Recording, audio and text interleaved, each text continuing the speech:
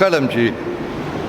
ستا په بدن کې په سر کې څه قسمه بیماری وي. اکثر خلک د سر د درد چې دویم دریم کس وي استاد جي په سر مې درد دی. کله چې ستاسو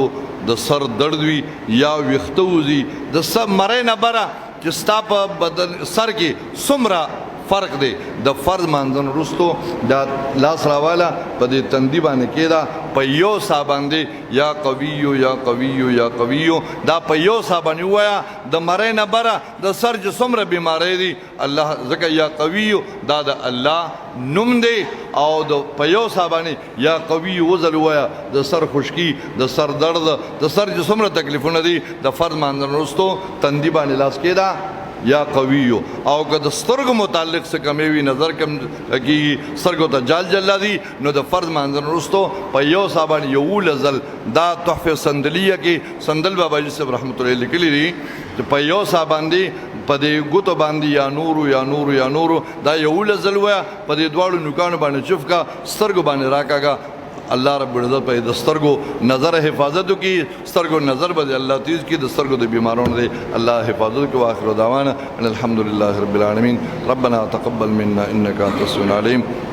وتب علينا انك انت التواب الرحيم اللهم اعنا على ذكرك وشكرك وحسن عبادتك يا حي يا قيوم يا ذا الجلال والاكرام برحمتك يا ارحم الراحمين. کلم چې ستا په بدن کې په سر کې څه قسمه بیماری وي اکثر خلک د سر د درد چې دویم دریم کس وي استاد جي په سر مې درد دی. کله چې ستاسو د سر درد وي یا ویښته وځي د سر مرۍ نه بره چې ستا په بدن سر کې څومره فرق دی د فرض مانځنه وروستو دا لاس راواله په دې تندي باندې کېده په یو ساه باندې یا قویو یا قویو یا قویو دا په یو ساه باندې ووایه د مرۍ نه بره د سر چې څومره بیماری دي الله ځکه یا قویو دا د الله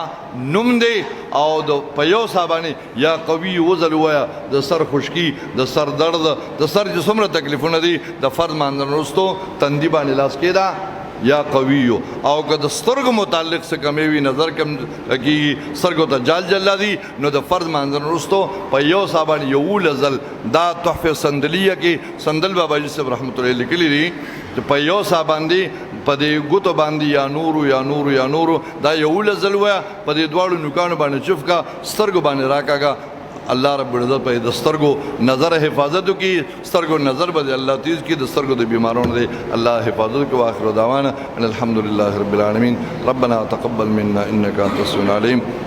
وتب علينا انك انت التواب الرحيم اللهم اعنا على ذكرك وشكرك وحسن عبادتك يا حي يا قيوم يا ذا الجلال والاكرام برحمتك يا ارحم الراحمين.